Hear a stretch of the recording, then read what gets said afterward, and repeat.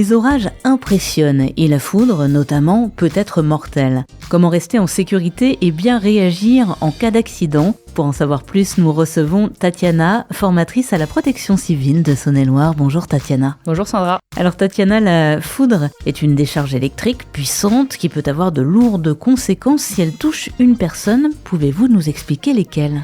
Tout à fait. Alors la foudre, elle est responsable de perturbations cardiaques, mais aussi affecte le système nerveux, puisque toute l'électricité va passer par les nerfs, et du coup ça lèse le cerveau, et le système nerveux en général, et tous les nerfs périphériques. Donc c'est pour ça qu'on peut avoir des lésions très très importantes suite à la foudre. Donc on peut avoir de l'arrêt cardiaque, des brûlures superficielles au niveau de la peau, perte de connaissance et des problèmes du coup neurologiques. Ça peut être de l'amnésie, des lésions cérébrales, même des lésions au niveau des yeux, parce que tout est relié au cerveau, donc il faut faire attention. Ça peut être aussi des lésions auditives avec une destruction du tympan, ou même carrément de l'asphyxie après au niveau respiratoire. Alors à noter que même si on n'est pas touché directement par la foudre, le courant peut se propager, notamment via des objets.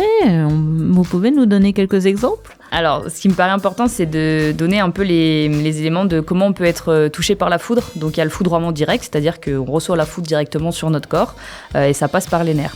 Ensuite, on a le foudroiement latéral, c'est-à-dire que la foudre va taper un objet qui est plus grand que nous à côté. L'électricité saute et du coup va nous toucher. En fait, le champ électrique déborde sur le corps humain. Ensuite, on a le courant par le sol, où les tensions de pas, c'est-à-dire quand on marche, en fait, la foudre va taper le sol et l'électricité va se propager sur le sol, en fait, tout ce qui est conducteur. Et si on est dessus, le courant passera par nous pour redescendre ensuite dans le sol. Et enfin, on a la conduction ou le tension par le toucher. Donc là, on va aller au contact d'un objet. C'est tout ce qui est les matériaux conducteurs, donc tout ce qui est en métal, les câbles électriques. Ça peut même être de l'eau, ça conduit beaucoup l'électricité. Et du coup, là, on se reçoit aussi la décharge de la foudre initialement. Alors s'abriter, mais surtout pas sous un arbre, ou encore s'éloigner des points situés en hauteur, quels conseils pouvez-vous nous donner pour éviter de prendre la foudre à l'extérieur ? Déjà, première chose à faire, c'est de se renseigner sur la météo. Et s'ils annoncent des gros phénomènes d'orage ou de foudre, c'est éviter d'aller à l'extérieur. C'est vraiment important. Après, si on y est déjà et que c'est pas prévisible, l'idée c'est de s'éloigner des arbres et des branches qui sont basses, parce qu'on risque par le phénomène latéral de se prendre la foudre. Si on est en groupe, c'est de s'éloigner un peu les uns des autres pour éviter qu'il y ait aussi ce phénomène de rebond, s'écarter de toute structure métallique ou poteau électrique, etc.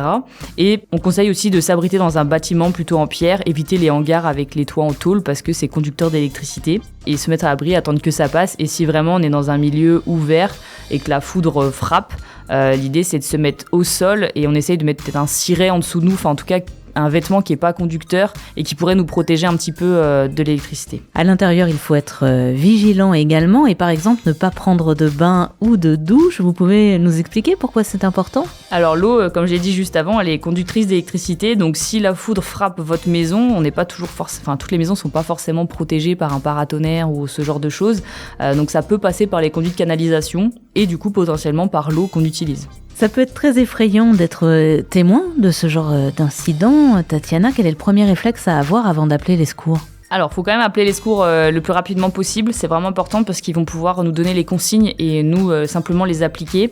Après, une fois l'événement de foudre passé et éloigné, généralement, ça reste pas à un endroit. La foudre, elle passe. Donc, c'est de vérifier la conscience de la victime et sa respiration et ensuite donner cette information au 15. On a un risque en s'approchant d'une personne qui a été foudroyée ? Non, en fait, le courant, il ne stagne pas à un endroit. C'est-à-dire qu'il va passer dans le corps de la victime et il va partir. C'est-à-dire qu'il y aura un point d'entrée dans le corps de la victime et un point de sortie, puisqu'il va aller vers la terre. Et après, il se propage. Donc, il faut attendre que quand même l'événement de foudre soit passé et ensuite pouvoir intervenir sur la victime.